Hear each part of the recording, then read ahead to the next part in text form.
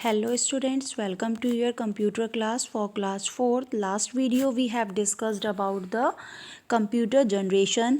तो स्टूडेंट्स हमारा first generation complete हो गया था जिसको मार्क 1 के नाम से जाना जाता है, the first electro power computer, जो सन 1942-1955 तक बना था और इसके जो प्रोफेसर थे वो हॉवर्ड एकिंस थे।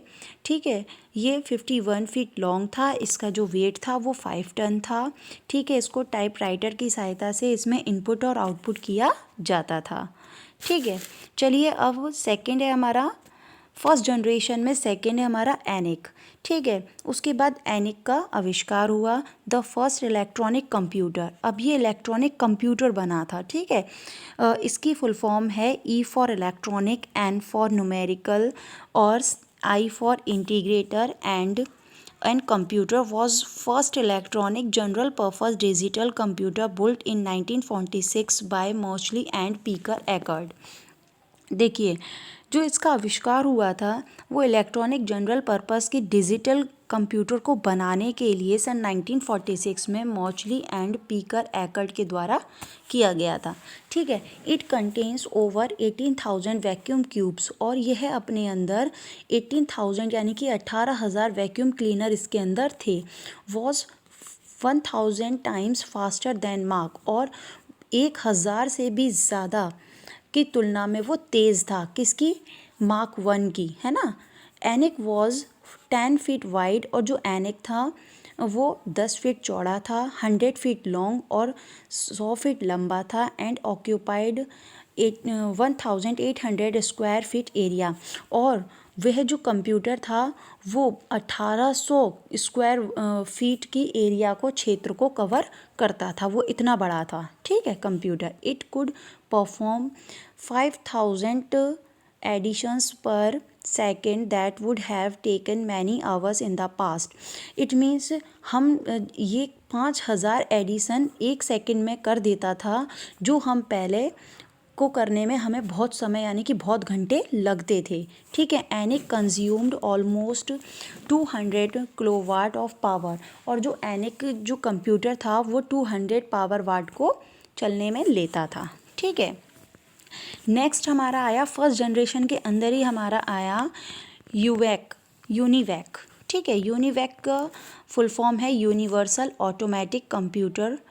Universal automatic computer was another successful invention of John Mauchly and Picker Eckert in 1951, which could handle both numeric and textual information। अब देखिए, जो यूनिवर्सल ऑटोमेटिक कंप्यूटर जो था वो सन 1951 में जॉन मॉचली एंड प्रीकर का एक सफल इसके बाद इन्होंने ही करा था, एक सफल आविष्कार किया था, जो कि संख्या को करने के लिए और पाठ्य सूचनाएं, जो भी इसके अंदर सूचनाएं होती थी, इंफॉर्मेशन होती थी, उन दोनों को वो क्या करता था? संभालता था। यूनिवैक की फुल फॉर्म है यूनिवर्सल ऑटोमेटिक कंप्यूटर। ठीक है, चलिए नेक्स्ट देख लेते हैं students. The UNIVAC had 5,200 vacuum tubes, weight 29,000 pounds, consumed 125 watt of power. देखो, यूनिवैक जो था वो उसके अंदर कितने वैक्यूम ट्यूब्स थे? 5,200, और जो उसका वेट था वो 29,000 पाउंड्स था, और ये जो बिजली की खपत करता था, जो बिजली लेता था चलने में, वो 125 वाट की पावर को लेता था। ठीक है स्टूडेंट्स, चलिए features of first generation computer. अब फर्स्ट जनरेशन की कंप्यूटर की हम फीचर्स देख लेते हैं, विशेषताएं देख लेते हैं कौन कौन सी थी।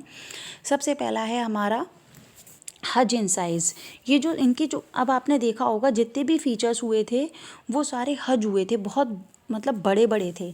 आपने मार्क 1 भी पढ़ा था, वो भी बहुत बड़ा, टन में वेट में भी बड़ा था। ठीक है ना, और लॉन्ग लंबा भी था, और वो जो एरिया कवर्ड करता था वो भी बहुत बड़ी कवर्ड। एनिक जो था वो भी बहुत बड़े एरिया को कवर्ड करता था, और यूनिवैक जो हमने पढ़ा था वो भी एरिया को बहुत ज़्यादा कवर्ड करता था। वेरी एक्सपेंसिव, यानी कि वो बहुत महंगा भी था। ठीक है ना, महंगा था। ठीक है, अब है made up of vacuum tubes, और ये जो फर्स्ट जनरेशन का जो कंप्यूटर बना था वो वैक्यूम ट्यूब से बने हुए थे। Paper tapes were used to store data, और इसको स्टोर डाटा करने के लिए पेपर टैब्स का यूज़ किया जाता था। ये इसकी विशेषताएं थी फर्स्ट जनरेशन की। ठीक है, बीन बार्टिक वॉज, अब चलिए ये देखते हैं, do you know Jean Bartik was the first ENIAC computer programmer. अब देखिए, एनिक का जो कंप्यूटर प्रोग्रामर था वो जीन बार्टिक थे फर्स्ट। ठीक है, ये आपको ध्यान रखना है। ठीक है, अब चलिए नेक्स्ट पढ़ लेते हैं सेकंड जनरेशन। अब सेकंड जनरेशन कब से स्टार्ट हुई थी? सन 1956 to 1964। After 1955, two important inventions changed the image of the electronic computer.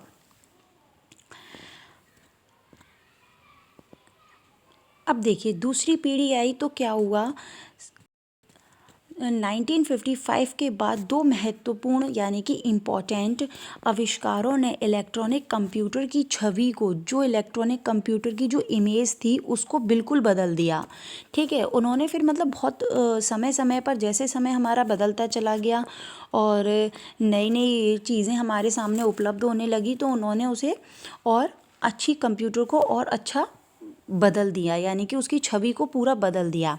ठीक है, these discoveries were the magnetic core memory and the transistor. देखिए, ये मैग्नेटिक कोर मेमोरी और ट्रांजिस्टर की खोज करते हैं। They improved the appearance and quality of computer. इन्होंने कंप्यूटर की उपस्थिति और गुणवत्ता यानी कि क्वालिटी को में सुधार किया। ठीक है, इन्होंने इनको इम्प्रूव्ड किया। High level languages like COBOL and FORTRAN were developed to work on this computer, यानी कि जो इन कंप्यूटरों पर काम करने के लिए कोबोल और फोर्टेन जैसे उच्च स्तरीय भाषाओं को विकसित किया गया था। इसमें भाषाएं विकसित की गई थी, लैंग्वेजेस थी कोबोल और फोर्टेन, इन कंप्यूटर में ये डाली गई थी। ठीक है ना, ड्यूरिंग दिस पीरियड, और इसी दौरान क्या हुआ था, the major computer manufacture begin to offer a range of accessories such as page, printer, cathode ray, cube, display, card feeders etcetera.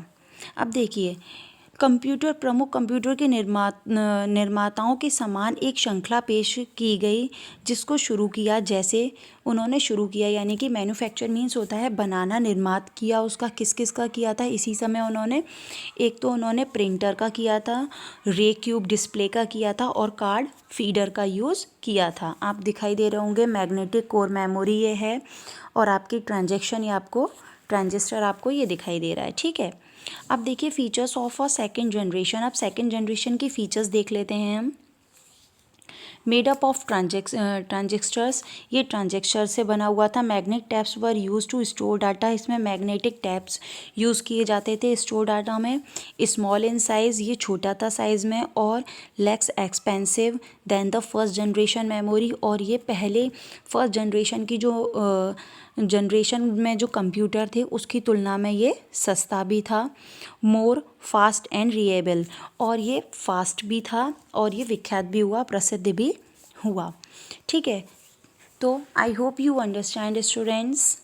Thank you. We will continue the third generation next video.